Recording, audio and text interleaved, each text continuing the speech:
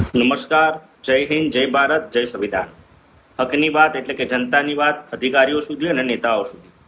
હકની વાતના સંગઠનની જ્યારથી રચના થઈ ત્યારથી આજ દિન સુધી આપણા સોશિયલ મીડિયા પર લોકોએ ખૂબ જ આશીર્વાદ આપ્યા છે. ત્યારે ફેસબુક પેજ પર 10,000 જેટલા લોકોએ આપણા જે વાત છે, આપણી જે વિચારધારા છે તેઓ પર વિશ્વાસ કરીને આ પરિવારને ખૂબ જ મોટો કર્યો છે. તે બદલ હું હકની વાતના તમામ યોદ્ધાઓનો ખૂબ ખૂબ આભાર માનું છું કે જેઓએ પોતાના વિસ્તારની અંદર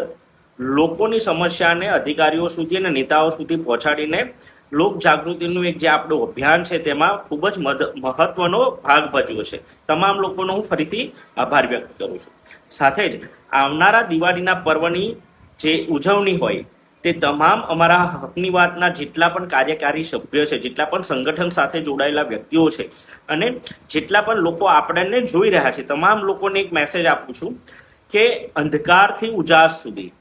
એટલે કે જે લોકો દિવાળીના પર્વની ઉજવણી તમે જોયું હશે કે નથી કરી શકતા, તો હકની વાતની ટીમના તમામ યોદ્ધાઓને અને હકની વાતની ટીમના તમામ પરિવારજનોને હું કહેવા માંગુ છું કે આપના વિસ્તારની અંદર તમે બીજું કાંઈ કરો કે ના કરો, પણ પોતાના વિસ્તારની અંદર જે લોકો આ દિવાળીના પર્વની ઉજવણી નથી કરી શકતા તેઓને ક્યાંક ને ક્યાંક જે પણ રીતના મદદરૂપ થવા માંગતા હોય એવી રીતના થઈને અંધકારથી ઉજાસ સુધી દરેક વ્યક્તિ આ દિવાળીના પર્વની ઉજવણી કરી શકે તે માટેના પ્રયત્નો કરે. જ્યાં પણ જરૂરિયાતમંદ લોકો છે કે જેઓ આર્થિક રીતના સક્ષમ નથી અને આ તહેવારની ઉજવણી કરી શકતા નથી, એવા તમામ વિસ્તારની અંદર તમામ લોકો સુધી આપની ટીમના લોકો એક વ્યક્તિની તમે મદદ કરો, 2 વ્યક્તિની મદદ કરો, તમારાથી થતી તમામ જેટલી આર્થિક મદદ તમે જેટલા લોકો સુધી કરી શકો છો એ તમામ લોકો સુધી આ આર્થિક મદદ કરી અને તમામ જે દેશના અને આપણા વિસ્તારના અને આપણા તાલુકાના, જિલ્લાના, ગ્રામ્યના જે લોકો આ દિવાળીની પર્વની ઉજવણી નથી કરી શકતા તેઓને કંઈ પણ રૂપે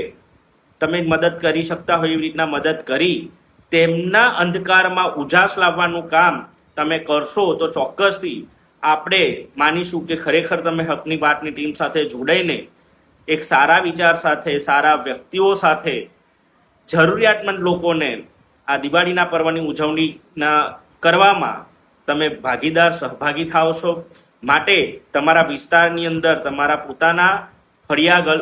ગલી, મોહલ્લા, તાલુકા, જિલ્લાની અંદર તમે જેટલા પણ લોકોને, જે લોકો દિવાળીની ઉજવણી નથી કરી શકતા તેઓને મદદરૂપ થઈને આ દિવાળીના પર્વની ઉજવણી કરશો એવી હું આશા રાખું છું. આ વિચાર જો તમામ લોકોને ગમ્યો હોય તો ચોક્કસથી આ વિડીયોને શેર કરજો.